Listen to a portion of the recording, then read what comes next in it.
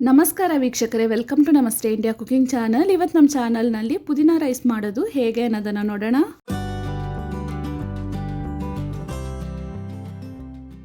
ಒಂದು ಕಡಾಯಿನಲ್ಲಿ 2 table spoon ಎಣ್ಣೆಯನ್ನು ಹಾಕ್ತಾ ಇದ್ದೀನಿ.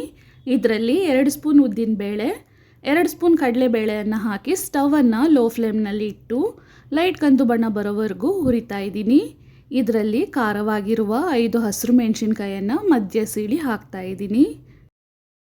ಮೆಣಸಿನ್ಕಾಯನ್ನು ಸ್ವಲ್ಪ ಬಾಡಿಸಿದ್ಮೇಲೆ 1 ಕೈ ತುಂಬ ಪುದೀನ ಸೊಪ್ಪು, 2 ಕಡ್ಡಿ ಕರಿಬೇವಿನ ಸೊಪ್ಪನ್ನು ಹಾಕಿ ಸ್ವಲ್ಪ ಬಾಡಿಸ್ತಾ ಇದ್ದೀನಿ.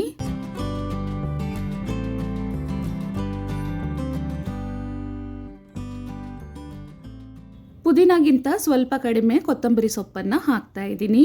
ನಾಟಿ ಕೊತ್ತಂಬರಿಯನ್ನು ಹಾಕಿದ್ರೆ ರುಚಿ ತುಂಬಾ ಚೆನ್ನಾಗಿರುತ್ತೆ.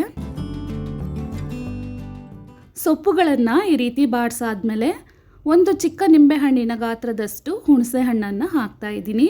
ಇದನ್ನು ಒಂದು ಅರ್ಧ ನಿಮಿಷದವರೆಗೂ ಬಾಡಿಸಿದ್ರೆ ಸಾಕು. ಇವಾಗ ಆಗಿದೆ. ಸ್ಟವನ್ನು ಆಫ್ ಮಾಡಿ ಇದನ್ನು ಒಂದು ಮಿಕ್ಸಿ ಜಾರ್ನಲ್ಲಿ ಹಾಕ್ತಾ ಇದ್ದೀನಿ.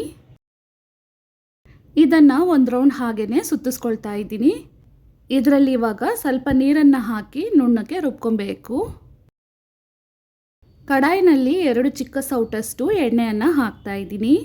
ಎಣ್ಣೆ ಬಿಸಿ ಆದಮೇಲೆ 1 ಸ್ಪೂನ್ ಸಾಸಿವೆ ಸಿಡಿದಾದ್ಮೇಲೆ 2 ಟೇಬಲ್ ಸ್ಪೂನ್ ಕಡಲೆಕಾಯಿ ಬೀಜವನ್ನು ಹಾಕಿ ಸ್ಟವನ್ನು ಲೋ ಫ್ಲೇಮ್ನಲ್ಲಿ ಇಟ್ಟು ಲೈಟ್ ಕಂದು ಬಣ್ಣ ಬರೋವರೆಗೂ ಹುರಿತಾ ಇದ್ದೀನಿ. ಇದರಲ್ಲೇ 1 ಕಡ್ಡಿ ಕರಿಬೇವಿನ ಸೊಪ್ಪನ್ನು ಹಾಕ್ತಾ ಇದ್ದೀನಿ.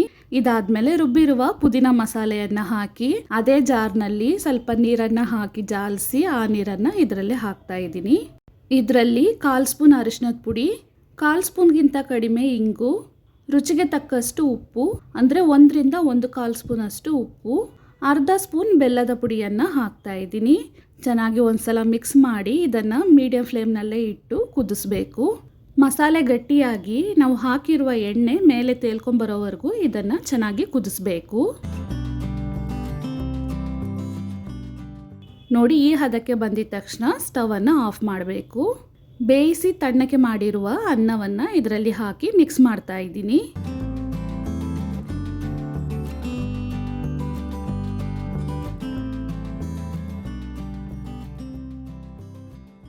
ಮಸಾಲೆಗೆ ತಕ್ಕಷ್ಟು ಅನ್ನವನ್ನು ಹಾಕಿ ಉಪ್ಪು ಹುಳಿ ಖಾರ ಎಲ್ಲ ಕರೆಕ್ಟಾಗಿ ಇರೋ ರೀತಿ ಮಿಕ್ಸ್ ಮಾಡ್ಕೊಬೇಕು. ಉಪ್ಪು ಸ್ವಲ್ಪ ಕಡಿಮೆ ಇರೋದ್ರಿಂದ ಹಾಕಿ ಮಿಕ್ಸ್ ಮಾಡ್ತಾ ಇದ್ದೀನಿ. ನೋಡಿ, ಈ ರೀತಿ ಚೆನ್ನಾಗಿ ಮಿಕ್ಸ್ ಮಾಡ್ಕೊಬೇಕು. ತುಂಬಾ ಸುಲಭವಾದ ಮತ್ತು ರುಚಿಯಾದ ಪುದೀನ ರೈಸ್ ಇವಾಗ ರೆಡಿಯಾಗಿದೆ. ವೀಕ್ಷಕರೇ, ಈ ರೆಸಿಪಿ ನಿಮಗೆ ಇಷ್ಟ ಆಗಿದ್ದರೆ ನಮ್ಮ ಚಾನಲನ್ನು ಲೈಕ್ ಮತ್ತು ಸಬ್ಸ್ಕ್ರೈಬ್ ಮಾಡಿ. ಧನ್ಯವಾದಗಳು.